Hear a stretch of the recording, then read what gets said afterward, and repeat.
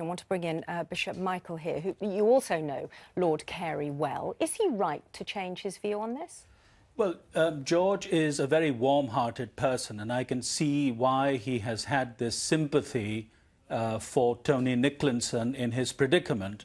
But of course, what I can't see is how this in any way advances his arguments in favour of Lord Falconer's bill, because that is about terminally ill people, whereas Tony Nicholson, of course, was not terminally ill.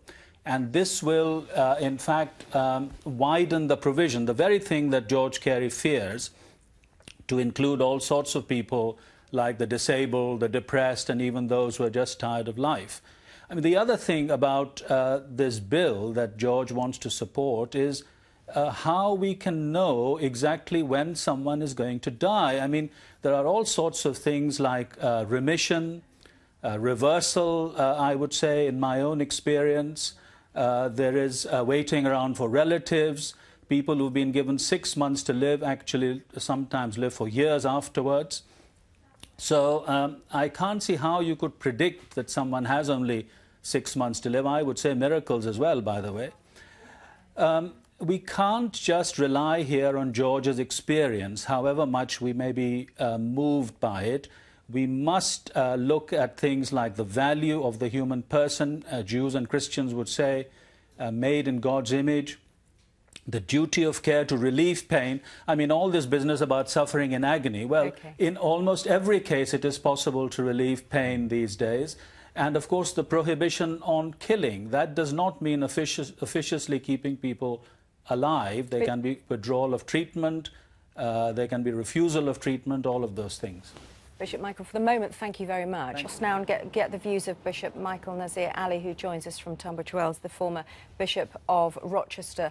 I hope you managed to hear what Paul had to say when you hear his argument. No, I'm afraid I couldn't. Okay. I couldn't hear him at all. Well, his argument is when you're in enormous amounts of suffering and pain, the most compassionate thing, the most empathetic thing to do, the most enlightened thing to do is to allow that person to be able to take their own life. Why not? Well, I mean, I have tremendous sympathy for Paul and others like him in their condition, but what his case illustrates is precisely the danger of the slippery slope, because if this bill that is in Parliament just now is passed, it is for the terminally ill, but as has been pointed out already on the programme, Paul is not terminally ill. So where do you stop? How many disabled people will be allowed to die? How many of those who are depressed? How many who are just tired of life? I mean, the Oregon example was given, and the Oregon law was for the terminally ill, but the reason that... If I could just interrupt you, only 50 people a year use that option when it's open to a lot more. So just knowing you have that open to you does not necessarily mean you'll go down that line. Yeah, that's not the point I'm making. The point is that the reasons they're giving for dying is not pain and agony. It is that they're tired of life or autonomy, loss of autonomy. They can't do the things they want to do. Now, if you really want a slippery slope scenario, then Netherlands is clearly a case where the very architect of the law is now saying, look, don't go down this way. It's not desirable. Okay. Our duty is to relieve suffering, if I may say so. Our duty is to relieve suffering. I completely agree with Paul about that.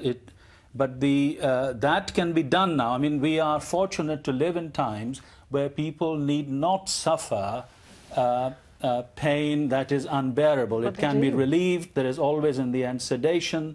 But it is not the job of the medical profession to assist people in dying.